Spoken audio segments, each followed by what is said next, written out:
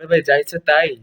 গ্রীষ্মকালে বলবে লোডশেডিং বেশি, মানুষ ফ্যান চালায় বেশি, তার জন্য লোডশেডিং, তার জন্য বিদ্যুৎটা নিয়ে যাবে।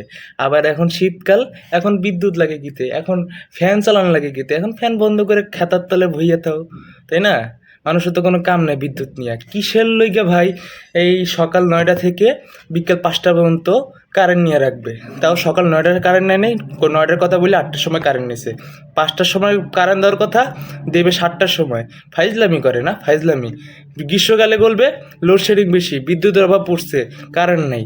এখন শীতকাল, এখন বলবে যে এই বিদ্যুতের কি প্রয়োজন, কারেন্ট লাগবে না, আমরা তো আরেকজনের পাছায় তো কারেন্ট দিব, পাছায় কারেন্ট দেওয়ার জন্য তো এই পুরো 7-8 ঘন্টা কারেন্ট না দিয়া ওই কারেন্ট জমায় পাছার মধ্যে দিতে হবে, তাই না? পাছার মধ্যে না দিলে তো আবার টাকা পাবেন না। আমাদের গত 2-3 মাস আগে 10,000 না সরি 11,000 টাকা কারেন্ট বিল আসছে। 11,000 টাকা কারেন্ট বিল আসছে, আমরা অভিযোগ করছি। অভিযোগ করার পর কি হয়েছে? অভিযোগ করার পর আমাকেই বকিচকি বুঝাইছে, কারেন্ট বিল দিলেই দিতেই হবে, না হলে আস্তে আস্তে আপনাদের ওই জরিমানা বাড়বে। আরে ভাই, আমাদের বাসা বড় ঠিক আছে, কিন্তু প্রতি মাসে এভারেজ 1500 থেকে 1800 টাকা কারেন্ট বিল আসার কথা। তাও আমার কাছে বেশি লাগে, কারণ এত পরিমাণ লোডশেডিং হয়, এত টাকাও আসার কথা না।